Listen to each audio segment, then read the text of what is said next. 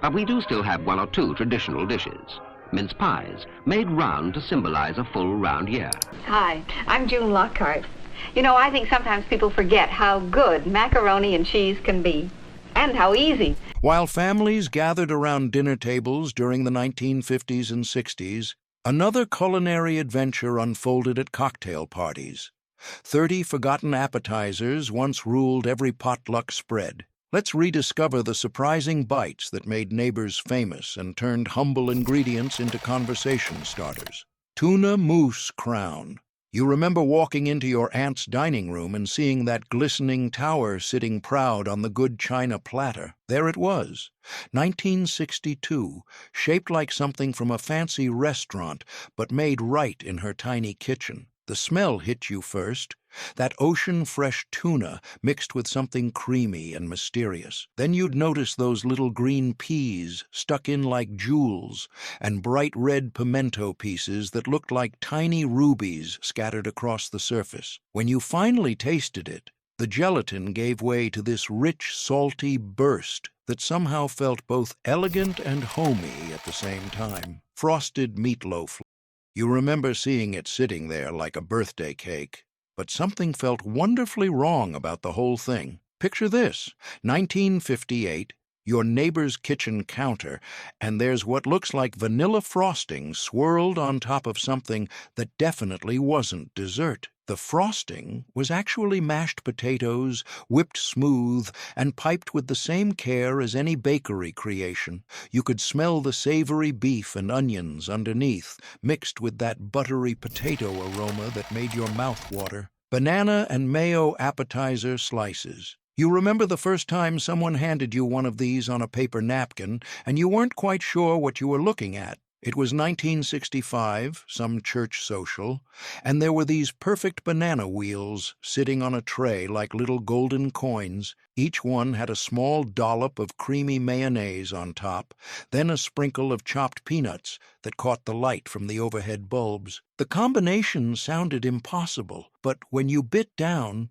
the sweet banana mixed with that tangy mayo and crunchy nuts in a way that made your taste buds wake up and pay attention. It was like someone had figured out the secret to making fruit taste both familiar and completely surprising. Olive-stuffed prune boats. You remember watching your grandmother's careful hands hollowing out each dark prune with the concentration of a surgeon.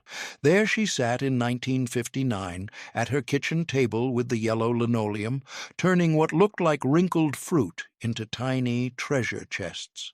The green olives she stuffed inside each one were so bright they practically glowed, and when she skewered them with those fancy toothpicks, they looked like something from a high-end restaurant. The first bite was always a shock, that sweet, almost wine-like flavor of the prune hitting your tongue first.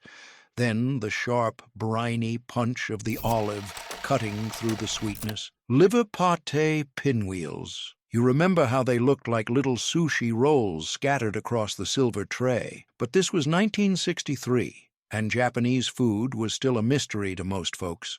Your hostess had taken soft white bread, rolled it thin with a rolling pin, then spread it with that rich, dark liver mixture that smelled earthy and sophisticated. When she rolled it up tight and sliced it into perfect spirals, each piece showed off the contrast between the pale bread and the deep brown filling. The liver pâté was smooth as silk, seasoned with just enough herbs to make it taste fancy rather than scary. Peanut butter stuffed celery with raisins.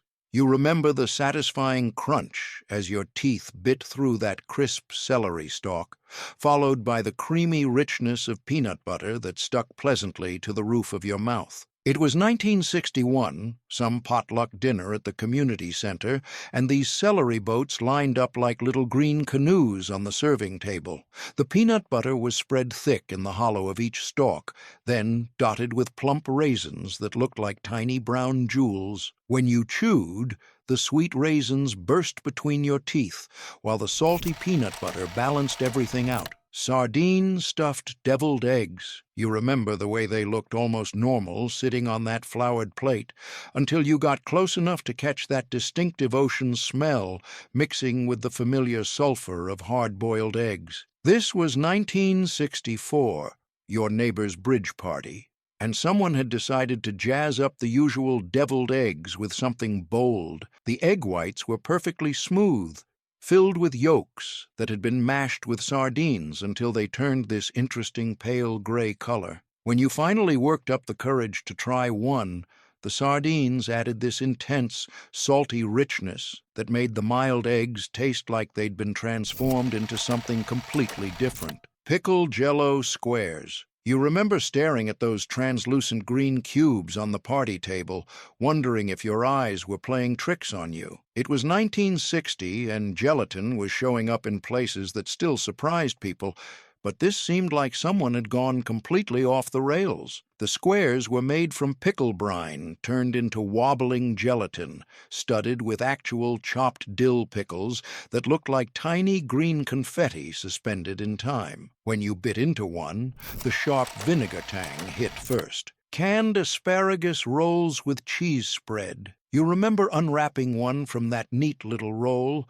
and finding a pale green spear that had clearly seen better days, wrapped snugly in soft white bread like a vegetable burrito. This was 1959, some ladies' luncheon, and canned asparagus was still considered exotic enough to serve to company. The bread had been slathered with bright orange pimento cheese, spread that tasted sharp and creamy at the same time. The asparagus itself was tender to the point of falling apart, with that distinctive metallic tang that only came from a can. Hot dog sushi. You remember the first time someone called them sushi, and you had no idea what that word even meant, but these looked like little golden nuggets that could have come from any American kitchen. It was 1967, and your mom had sliced up regular hot dogs, wrapped each piece in mashed potatoes like a tiny blanket, then rolled the whole thing in crushed cornflakes before baking them until they turned crispy and golden. The smell coming from the oven was pure comfort food, that familiar hot dog aroma mixed with buttery potatoes and toasted cereal. When you bit into one, the contrast was perfect. Spam and pineapple Kabobs. You remember threading those perfect pink cubes of Spam onto skewers, alternating them with bright yellow pineapple chunks that dripped sweet juice all over your fingers. This was 1968, your cousin's backyard barbecue, and somebody had discovered that canned meat and canned fruit could become something magical when you stuck them under the broiler. The Spam had this salty, almost ham-like flavor that got even better when it caramelized around the edges, developing these crispy brown spots that caught the pineapple's sweetness. When you bit into one, the fruit's tropical tang cut right through the meat's richness, while the heat had turned the pineapple soft and almost candy-like. The combination shouldn't have worked, but somehow it tasted like vacation food and comfort food had a baby. You'd watch people grab one kebab, then immediately reach for another, unable to resist that sweet and salty combination that made everything else on the table seem ordinary by comparison. Stuffed Bologna flowers. You remember watching your aunt slice the Bologna just right, making cuts from the edge toward the center without going all the way through, like she was creating some kind of meat origami. When she dropped those slices into the hot skillet, they curled and opened up like actual flowers blooming in fast motion, the edges crisping while the centers stayed tender. This was 1965, and turning lunch meat into something that looked this fancy felt like magic. She'd fill each bloom with a dollop of mashed potatoes or melted cheese, and suddenly your everyday sandwich filling had become the star of the appetizer table. The Bologna developed this concentrated, almost bacon-like flavor when it got crispy, while the filling added richness and made each bite feel substantial. Those Bologna flowers proved that, with a little creativity, even the humblest ingredients could steal the show at any gathering. Egg salad, Jell-O, Terrine. You remember cutting into that wobbly yellow brick and seeing actual pieces of hard-boiled egg suspended inside like some kind of savory snow globe. It was 1962, your grandmother's bridge club meeting, and she'd figured out how to turn regular egg salad into something that looked like it belonged in a fancy restaurant. The lemon gelatin held everything together: chopped eggs, celery, mayonnaise, and just enough seasoning to make it taste like the egg salad sandwiches you loved, but somehow more elegant: green bean and French dressing bites. You remember those crisp green beans lined up on the serving tray like little green soldiers, each one rolled tight and secured with a toothpick that had a colored cellophane frill on top. This was 1963, some church potluck, and someone had taken cold green beans, probably from a can, and turned them into finger food. The French dressing had been drizzled over everything, that bright orange color catching the light and adding a tangy sweetness that made the beans taste almost like candy. When you bit through the bundle, the beans had this satisfying snap, while the dressing clung to everything with its familiar ketchup and vinegar flavor. Velveeta cheese icebox cake. You remember helping layer those saltine crackers with thick slabs of Velveeta cheese, building what looked like the world's most unusual cake right in the refrigerator.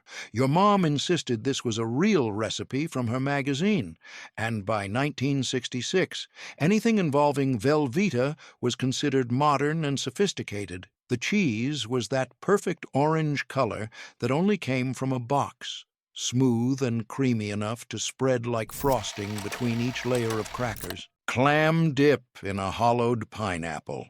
You remember the way that whole pineapple sat in the center of the table like a tropical centerpiece, its spiky crown intact while the inside had been scooped out and replaced with something that smelled like the ocean. This was 1964. Your neighbor's luau-themed party, and she'd mixed canned clams with cream cheese until it turned this interesting gray-pink color that somehow looked appetizing when nestled inside that golden pineapple shell. The dip itself was rich and briny, with little pieces of clam adding texture while the cream cheese made everything smooth and spreadable.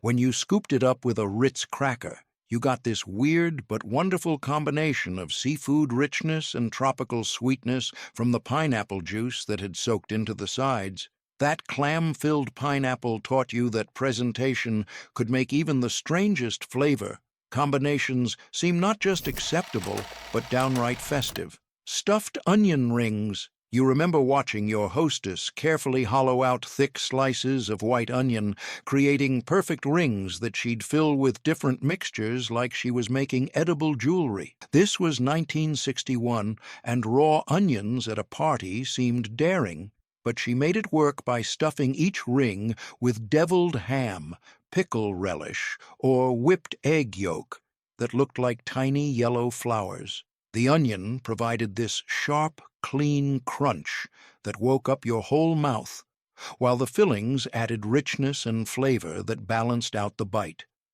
When you ate one, the onion's intensity mellowed out the rich fillings, creating this perfect balance between sharp and smooth, raw and prepared. Each ring was like a tiny flavor bomb that cleared your palate and made you reach for another. Those stuffed onion rings proved that sometimes the most simple ingredients could create the most memorable party experiences when someone took the time to make them special. Mini cornflake mac and cheese balls. You remember rolling those little spheres between your palms, each one packed with creamy macaroni and cheese that had been mixed just thick enough to hold together. Your mom had taken leftover mac and cheese, the kind from the blue box that every family knew by heart, and turned it into something that looked like it belonged at a fancy cocktail party. After rolling them in beaten egg and then crushed cornflakes, she'd bake them until they turned golden and crispy on the outside. The smell coming from the oven was pure childhood comfort: butter, cheese, and toasted cereal all mixed together. When you bit through that crunchy coating, the inside was still creamy and familiar, like eating your favorite dinner in tiny, elegant portions. Those mac and cheese balls taught you that even the most everyday comfort foods could be dressed up for company with a little imagination. Sweet pickle sandwiches on cinnamon bread, You remember spreading soft butter on that speckled cinnamon raisin bread, then laying thin slices of sweet pickles across the surface like you were creating some kind of edible artwork. This was 1967, and your eccentric aunt swore these were the height of sophisticated snacking, even though they sounded completely crazy when she described them. The bread was sweet and soft, with little bursts of raisins and that warm cinnamon flavor that reminded you of breakfast pastries. Then came the pickles, sweet and tangy, with just enough crunch to provide texture contrast. When you bit down, the combination was surprisingly perfect. The pickle's acidity cut through the bread's sweetness, while the cinnamon added this warm spice note that somehow tied everything together. Those pickle sandwiches proved that sometimes the most unexpected combinations created the most unforgettable flavors that stuck with you long after the party ended. Cream cheese and grape jelly sausage dip. You remember the way that dip bubbled in the chafing dish, looking like something that shouldn't work, but smelling so good that people kept circling back for more. Your neighbor had browned breakfast sausage until it was crispy, then stirred in cream cheese and grape jelly, until everything melted together into this rich, purplish mixture that defied all logic. This was 1969, and combining breakfast meat with dessert ingredients seemed like the kind of creative cooking that defined the era. The sausage added this savory, spicy base note, while the cream cheese made everything smooth and rich. The grape jelly brought sweetness and this fruity flavor that somehow made the whole thing taste more sophisticated than any of the individual parts. When you scooped it up with a saltine cracker, you got this perfect balance of sweet, salty, and savory that made you understand why people were talking about it weeks later. The texture was incredibly satisfying, creamy from the melted cream cheese, with little chunks of browned sausage providing bursts of concentrated flavor and slight chewiness that made each bite interesting. The grape jelly had transformed from its original jammy consistency into something more like a glaze, coating everything with this glossy sweetness that enhanced rather than masked the sausage's natural spiciness. Your neighbor had discovered this combination through pure accident, she'd later confess. Running low on traditional party ingredients before unexpected guests arrived, she'd thrown together whatever was in her refrigerator and pantry, hoping for something that would at least be edible. The result was so unexpectedly delicious that she spent the rest of the evening writing down proportions and cooking times, determined to recreate what had happened by chance. Molded chicken liver salad. You remember the way that ring-shaped mold sat on the good china like some kind of savory crown jewel, its surface glistening with aspic and dotted with herbs that looked like tiny green confetti. This was 1958, your grandmother's most formal dinner party, and she'd spent all afternoon carefully mixing chopped chicken liver with celery, mayonnaise, and just enough seasonings to make it taste elegant rather than scary. The liver had been cooked until it was smooth and rich, then folded into lemon-flavored gelatin that held everything together in perfect suspension. When she finally turned the mold out onto the serving platter, it kept its shape like a work of art, the pale yellow gelatin contrasting beautifully with the darker liver mixture and bright green celery pieces scattered throughout. Each slice held together perfectly on your plate, and when you worked up the courage to try it, the liver had this deep, almost wine-like richness that felt incredibly grown up. The gelatin itself was neutral, just providing structure, while the celery added little bursts of crunch that kept each bite interesting. The mayonnaise had mellowed everything out, making the liver taste smooth and sophisticated rather than strong or overwhelming. It was the kind of appetizer that made you feel like you were dining in a fancy restaurant, even though you were just sitting in your grandmother's dining room with the good silverware and the white tablecloth that only came out for special occasions. Your grandmother had learned this recipe from her own mother, who'd brought it from the old country where molded dishes were the height of culinary sophistication. The technique required perfect timing. The gelatin had to be just the right temperature when the liver mixture was folded in, cool enough to start setting, but not so cool that it would seize up and create lumps.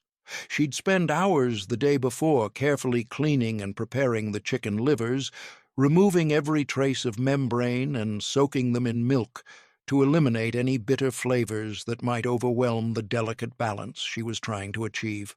The presentation was everything to her. The way she'd oil the mold with just a whisper of vegetable oil, how she'd arrange the fresh parsley around the base once it was unmolded, and the careful placement of thin lemon slices that echoed the citrus flavor within the gelatin. Cottage cheese pineapple toppers. You remember arranging those Ritz crackers on the silver tray, each one getting a generous scoop of cottage cheese that looked like tiny white clouds against the golden crackers. This was 1965, your mother's bridge club gathering, and she'd discovered that cottage cheese could be dressed up for company if you presented it just right. On top of each creamy mound went a perfect chunk of canned pineapple, bright yellow and glistening with syrup, crowned with a single maraschino cherry that added a pop of red color to the whole arrangement. The combination looked almost festive, like tiny edible Christmas ornaments scattered across the appetizer table. When you bit into one, the Ritz cracker provided that familiar buttery crunch, while the cottage cheese was cool and creamy with its distinctive mild tang that somehow tasted both healthy and indulgent. The pineapple burst with tropical sweetness that played beautifully against the cheese's subtle sourness, and that cherry on top added just a hint of artificial flavor that made the whole thing taste like a party. The textures were perfect together, crunchy, creamy, juicy, and soft all in one bite. It was the kind of appetizer that made people feel like they were eating something virtuous because of the cottage cheese, even though the overall effect was pure indulgence. Your mother would arrange them in perfect rows, making sure each one had exactly the right proportions, and they'd disappear from the tray faster than almost anything else she served. The inspiration came from her favorite women's magazine, which had featured cottage cheese as the modern woman's secret weapon for entertaining. Protein-rich, figure-friendly, and sophisticated when presented with flair, she'd practice the assembly technique beforehand, timing herself to see how quickly she could create uniform portions without the cottage cheese sliding off the crackers. Preparation was an event in itself, with your mother carefully draining the pineapple chunks to prevent soggy crackers and patting the cottage cheese with paper towels to achieve the perfect consistency. She'd buy the small curd variety specifically for these occasions, believing it created a more elegant appearance than the large curd kind. The maraschino cherries were always the good ones from the glass jar, never the cheap ones that came in plastic containers, because she insisted that quality showed in every detail. Her bridge club friends began requesting these little appetizers specifically, and soon other hostesses were attempting their own versions, though none quite matched your mother's precise technique.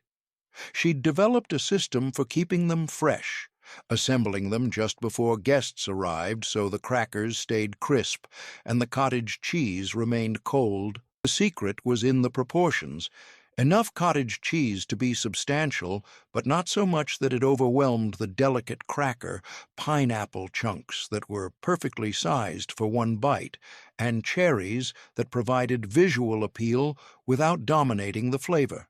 These simple appetizers represented something larger about that era's approach to entertaining, the belief that with creativity and attention to detail, even the most humble ingredients could become something special. Your mother's cottage cheese toppers became legendary in her social circle, proving that sophistication wasn't about expensive ingredients, but about caring enough to make ordinary things extraordinary. Years later, when cottage cheese fell out of fashion and entertaining became more elaborate, you'd remember these little creations as perfect examples of how presentation and love could transform simple food into memorable experiences that brought people together.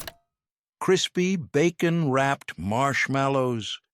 You remember threading those plump white marshmallows onto toothpicks, then carefully wrapping each one with a strip of bacon that would crisp up in the oven into something that shouldn't have worked but absolutely did. This was 1970, your cousin's experimental phase in the kitchen, and she'd convinced everyone that sweet and salty belonged together long before it became trendy.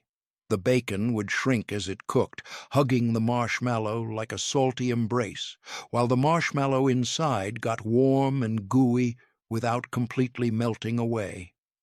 The smell that came from the oven was pure magic, smoky bacon fat mixing with caramelizing sugar in a way that made everyone hover around the kitchen waiting for them to be done. When you bit into one, the bacon shattered between your teeth with that perfect crispy texture, releasing bursts of salty, smoky flavor that immediately mixed with the soft, sweet marshmallow center. The marshmallow had transformed from its original texture into something more like warm taffy, stretching slightly as you chewed and coating your mouth with vanilla sweetness that the bacon's saltiness only made more pronounced.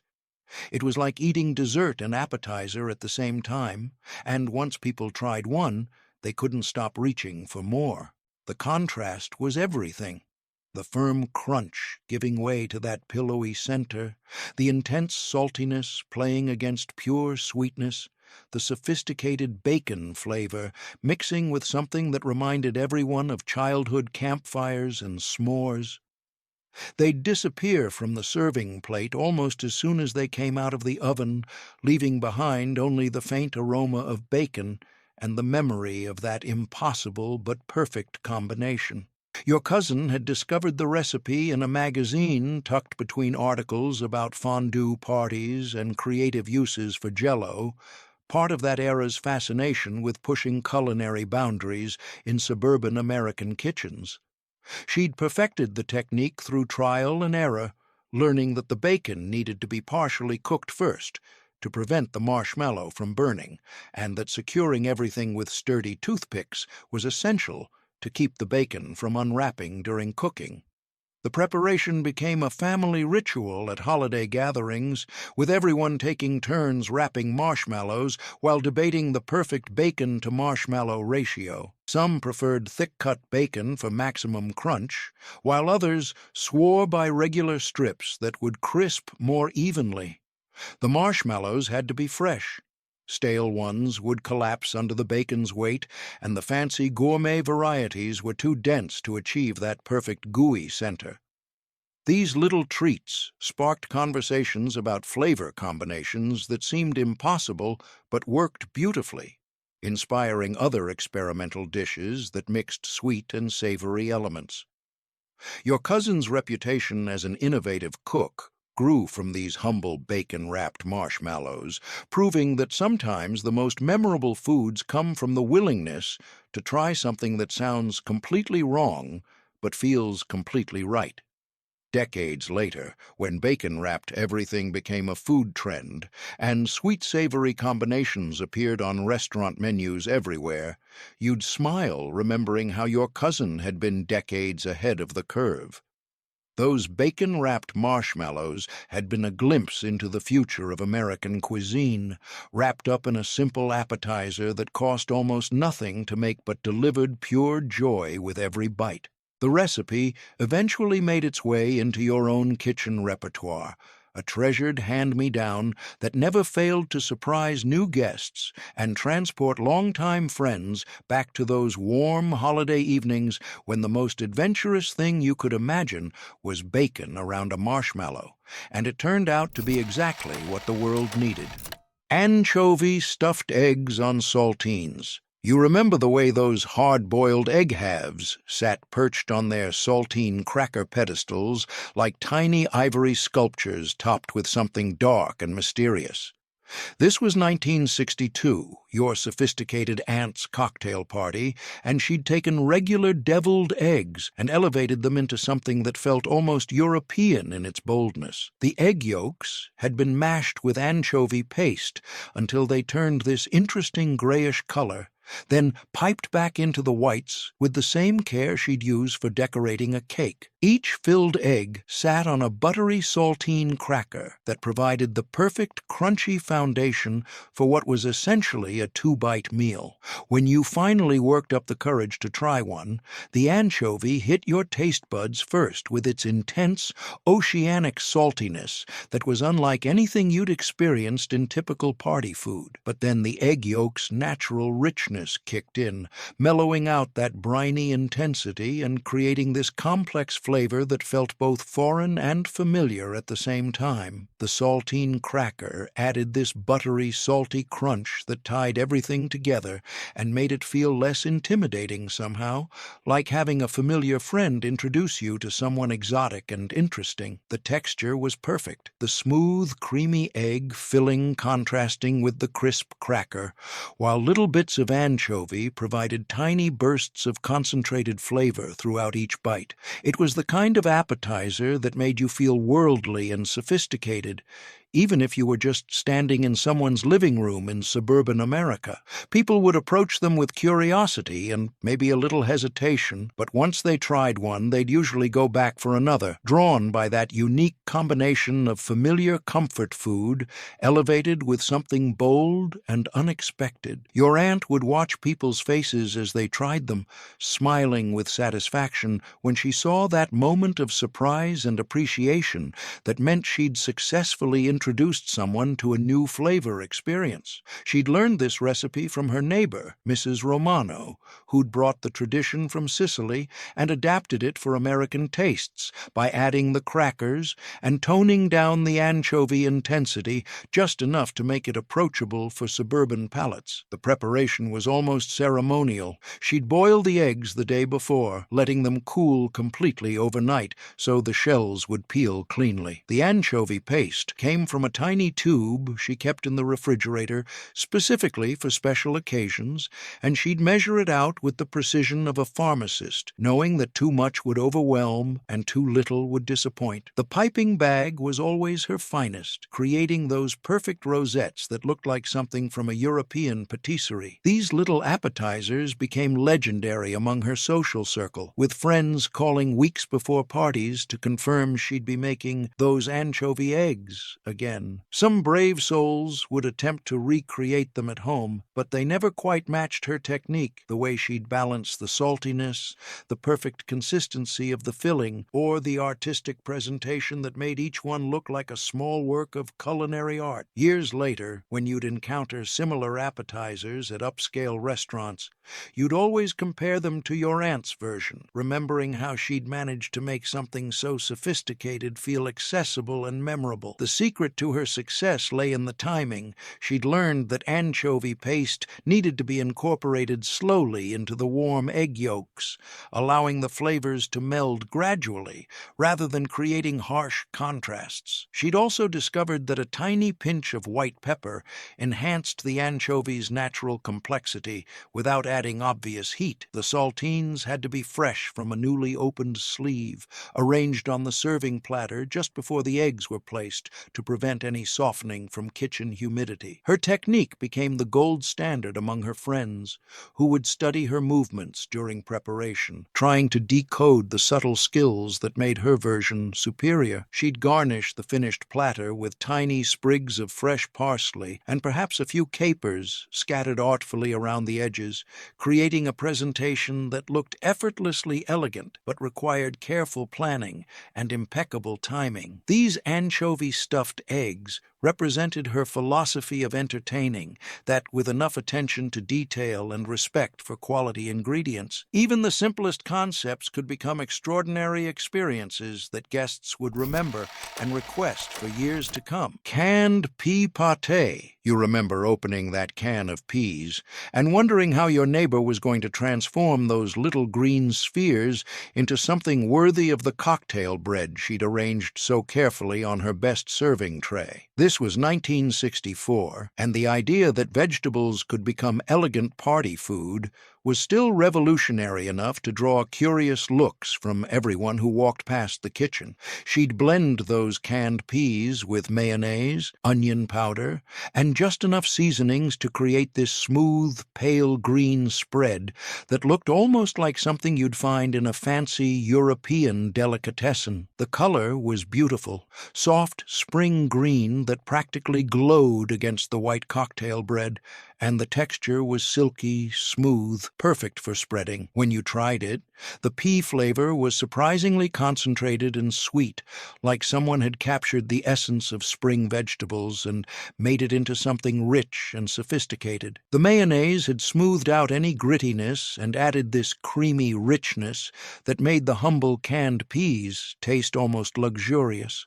There was a subtle earthiness that only peas could provide, along with that distinctive green vegetable flavor that somehow felt both healthy and indulgent at the same time. The onion powder added just enough sharpness to keep things interesting without overwhelming the delicate pea taste. People would approach it cautiously. After all, peas as party food seemed unusual, but the presentation was so elegant that everyone wanted to try at least a small taste. The spread held its shape perfectly on the bread, and each bite delivered this surprisingly complex flavor that made you realize how good simple ingredients could taste when someone took the time to treat them with respect. It was the kind of appetizer that started conversations, partly because it was so unexpected and partly because it was actually delicious in a way that caught people off guard. Your neighbor would beam with pride as people asked for the recipe, proving that creativity in the kitchen could turn even the most ordinary pantry staples into something memorable and special. She'd later confess that the inspiration came from a French cookbook she'd found at the library, where sophisticated vegetable pâtés were commonplace. But what made this version distinctly American was her willingness to use canned vegetables without shame, transforming convenience food into something worthy of admiration. Years later, when you tried to recreate it, you discovered the secret lay not just in the ingredients, but in her technique, the way she'd let the mixture rest overnight, allowing the flavors to meld and deepen. She'd garnish each piece with a tiny sprig of fresh parsley or a delicate curl of cucumber skin, elevating the humble spread into something that looked professionally crafted.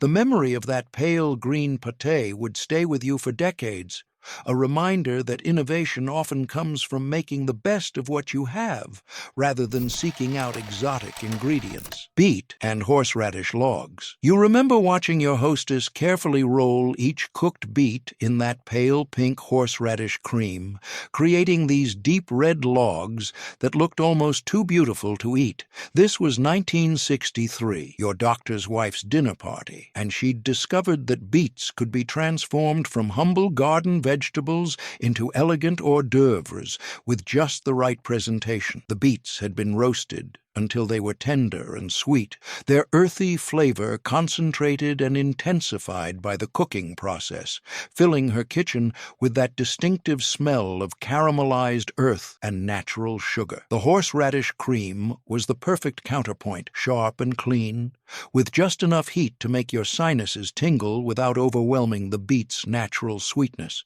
She'd whipped fresh horseradish root with cream cheese and a touch of sour cream until it reached the perfect consistency for coating. When she sliced each log into perfect medallions, the contrast was stunning. Deep burgundy beet surrounded by pale pink cream, each slice looking like a tiny work of art arranged on the silver serving platter. The knife would glide through the soft cream coating with a gentle whoosh, revealing the jewel-like interior that seemed to glow under the dining room chandelier. The first bite was always a surprise. Your teeth would sink through the cool, smooth cream coating into the tender beet beneath, releasing this complex combination of sweet earthiness and sharp heat that made your whole mouth wake up and pay attention. The horseradish provided this clean, almost medicinal burn that cleared your palate and made you want to immediately take another bite to experience that flavor combination again. The textures were perfect together.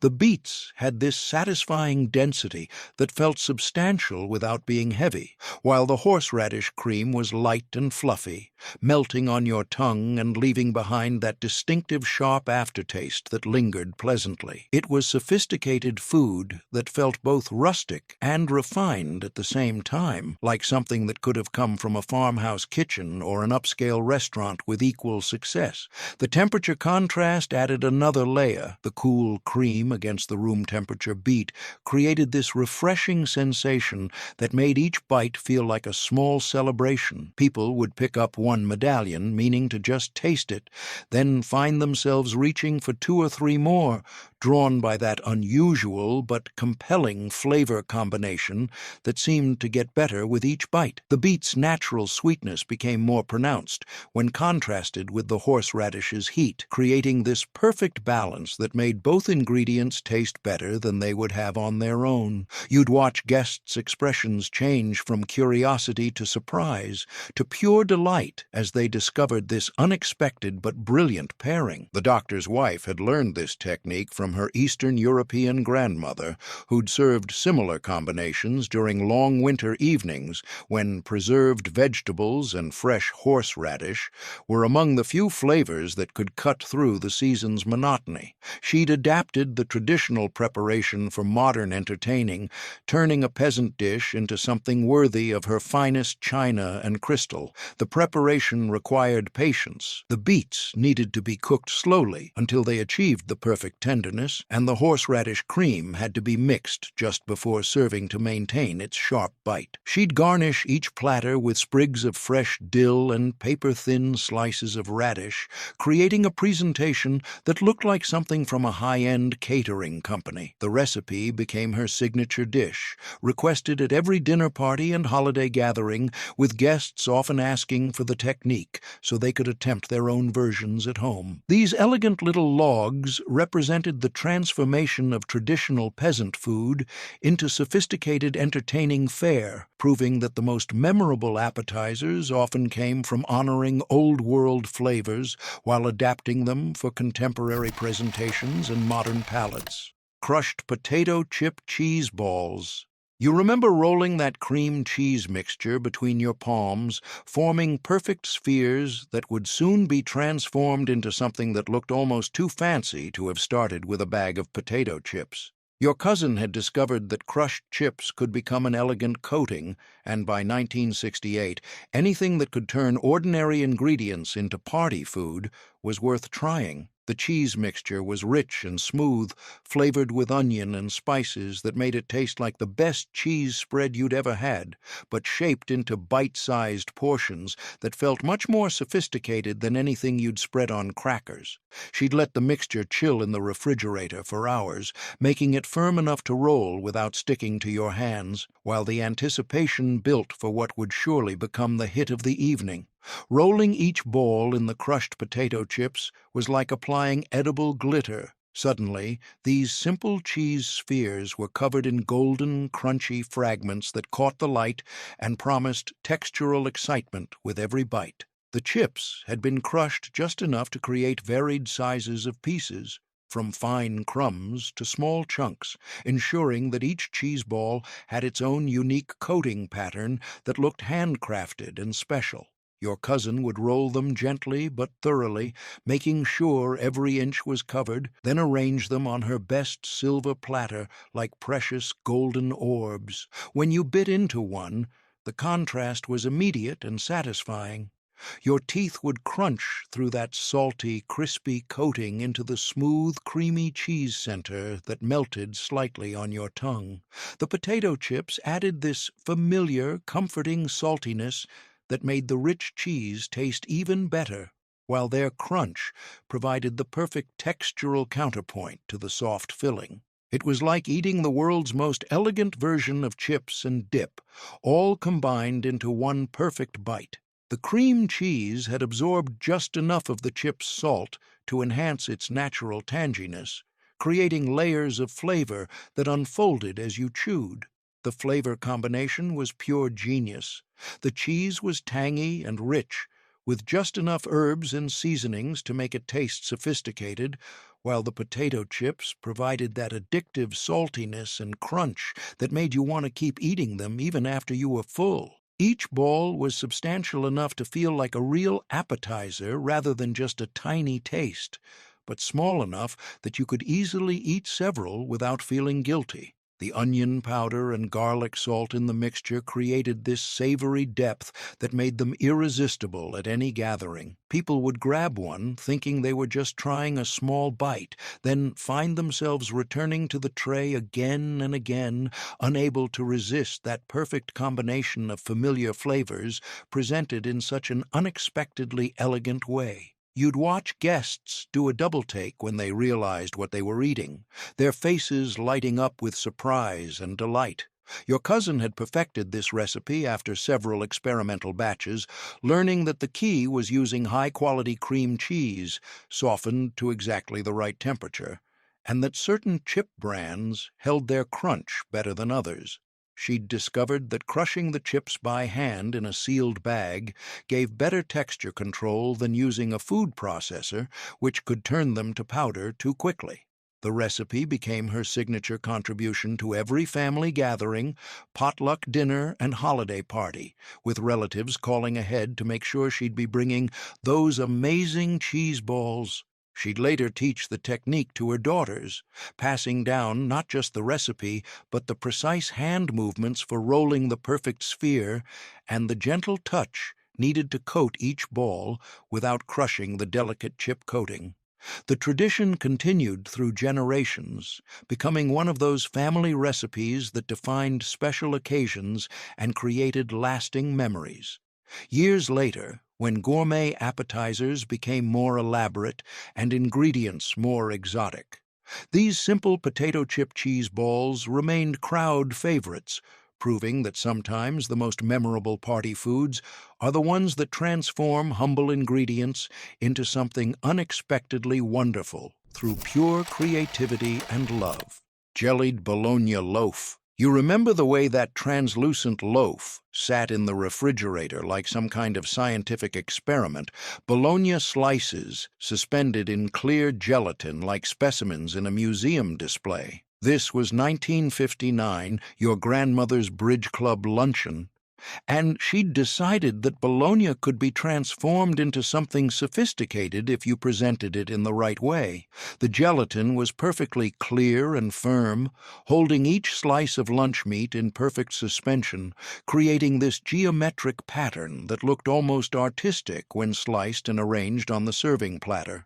She'd even added a subtle layer of Miracle Whip between some of the slices, creating these pale white stripes that broke up the pink bologna and added visual interest. The preparation had taken her 2 days, first dissolving the unflavored gelatin in warm beef broth until it was crystal clear, then carefully layering each bologna slice with mathematical precision, chilling between each addition to ensure everything stayed perfectly aligned.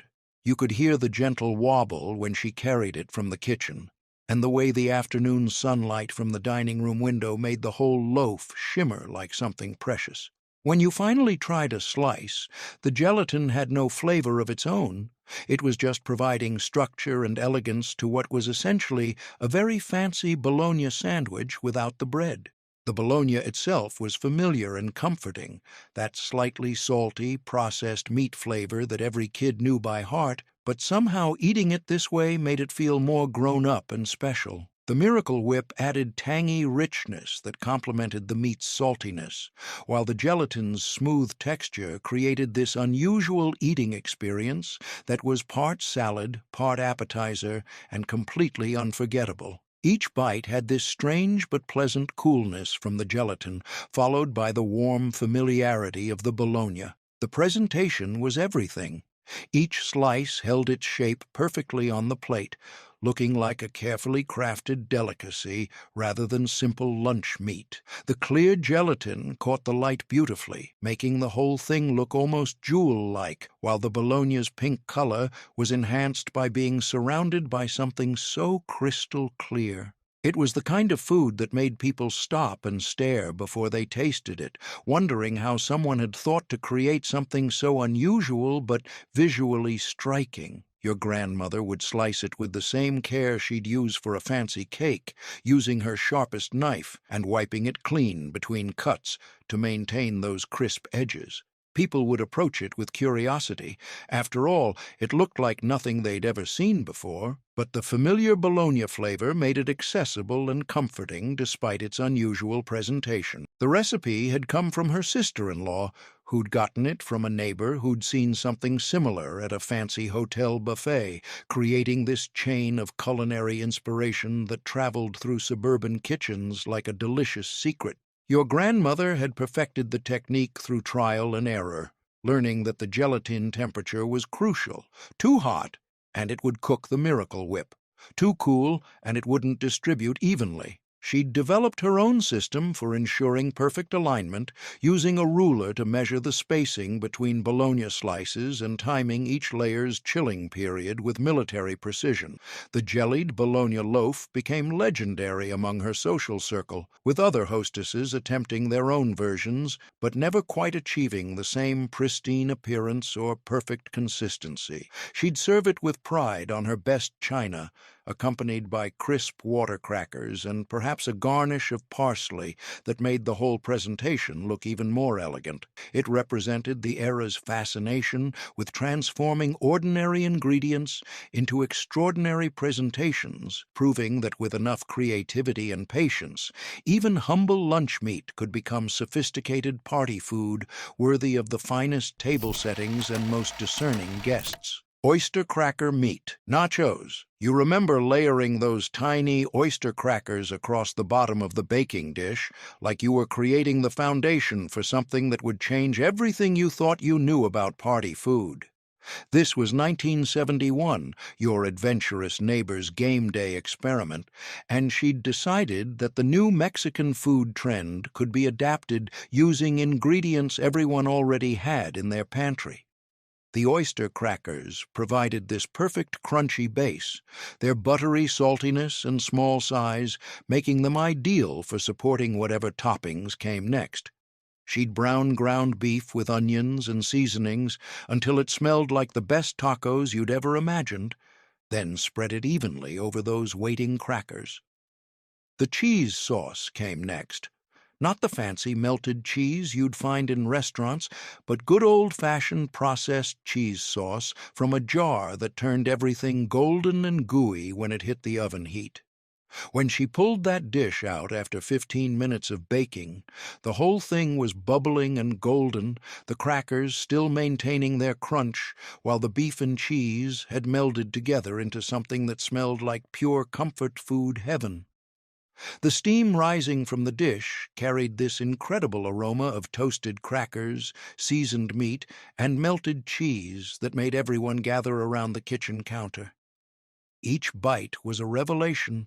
The oyster crackers provided this unexpected buttery crunch that was completely different from tortilla chips, but somehow worked even better with the meat and cheese combination. The ground beef was seasoned just right, with enough spice to make it interesting, but not so much that it overwhelmed the delicate cracker base. The cheese sauce had gotten slightly crispy around the edges while staying creamy in the center, creating these perfect variations in texture that kept every bite interesting. You could taste hints of garlic and chili powder in the meat, while the cheese added this rich, smooth coating that held everything together. It was like someone had taken the concept of nachos and translated it into pure American comfort food, using ingredients that every family had on hand, but combining them in a way that felt completely new and exciting. People would take one small scoop thinking they were just sampling something unusual, then find themselves coming back for more as they realized how perfectly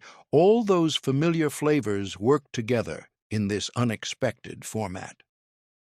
The dish disappeared faster than anyone expected, with guests scraping the bottom of the pan to get every last cracker covered in that addictive combination of meat and cheese. Your neighbor had stumbled onto this creation while trying to recreate a nacho experience without access to tortilla chips, which were still relatively exotic in many grocery stores. She'd experimented with different crackers before settling on oyster-crackers, discovering that their size and texture created the perfect vehicle for individual bites, while their neutral flavor complemented rather than competed with the bold toppings.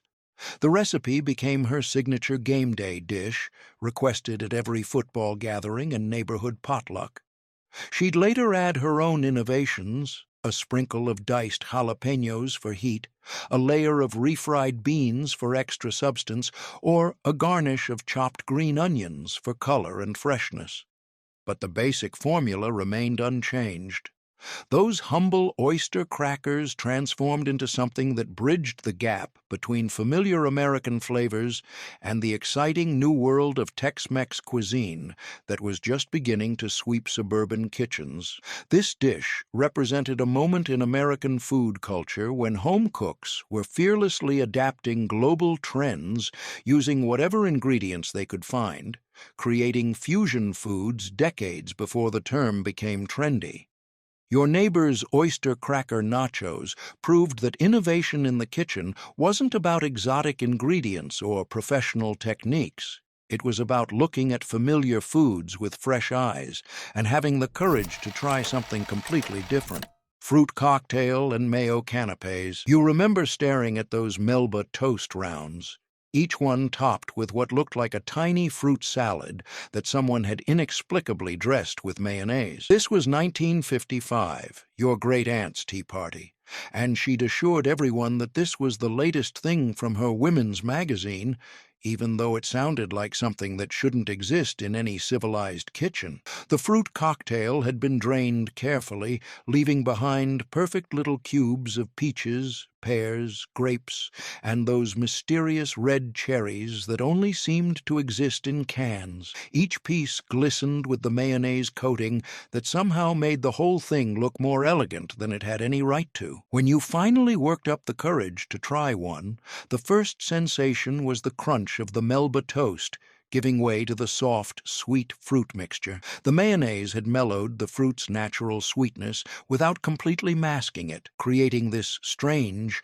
but not unpleasant combination of creamy richness and fruity brightness. Each piece of fruit had absorbed just enough mayo to change its texture slightly, making the grapes more substantial and the soft pears even creamier. The red cherries provided little bursts of artificial sweetness that somehow tied everything together. The Melba toast was the perfect foundation, sturdy enough to hold the topping without getting soggy, with its own toasted grain flavor that added another layer of complexity to each bite. It was the kind of appetizer that made you question everything you thought you knew about what foods belonged together, but in a way that was more intriguing than off-putting. The presentation was undeniably elegant, with the colorful fruit creating this jewel-like mosaic on each toast round. People would approach the tray with visible curiosity and maybe a little skepticism, but the careful presentation and your great-aunt's confidence in serving them made everyone willing to try at least one. Most people would take that first tentative bite, pause for a moment as they processed the unexpected flavor combination, then reach for another with a look of surprised acceptance. It was proof that the 1950s were a time when culinary experimentation knew no bounds, when home cooks were willing to try any combination that promised to elevate ordinary ingredients into something special enough for company. Your great-aunt had discovered this recipe in Good Housekeeping, part of a feature on Modern Hostess Secrets that promised to help busy women create impressive appetizers with pantry staples. She'd perfected the technique through several trials, learning that the fruit needed to be thoroughly drained overnight to prevent soggy toast, and that the mayonnaise should be mixed in just before serving to maintain the proper consistency. She'd even developed her own variation, adding a sprinkle of finely chopped walnuts for extra texture and a hint of paprika for color contrast. The preparation became a ritual she looked forward to, carefully arranging each canapé with the precision of someone creating edible jewelry. She'd use her best silver tray and arrange them in concentric circles, making sure each piece had the perfect distribution of fruit colors. The recipe became her signature contribution to church socials and ladies' luncheons, where other women would politely ask for the recipe while secretly wondering if they'd have the courage to serve something so unconventional to their own guests. These little canapés represented the optimistic spirit of post-war entertaining, when convenience foods were seen as modern marvels and creative combinations were celebrated rather than questioned. Your great-aunt's willingness to embrace such an unusual recipe showed the era's faith in progress and innovation, the belief that anything new must be better than what came before. Years later, when food trends became more sophisticated and ingredient combinations more predictable, you'd remember these fruit and mayo canapés as symbols of a time when culinary adventure was measured not by exotic ingredients, but by the courage to try something completely unexpected. These forgotten appetizers remind us that creativity bloomed in every kitchen, turning simple ingredients into conversation starters. Share your favorite retro bite in the comments below. Maybe your grandmother's secret recipe is waiting to make a comeback. Subscribe for more culinary time travels through America's most delicious decades.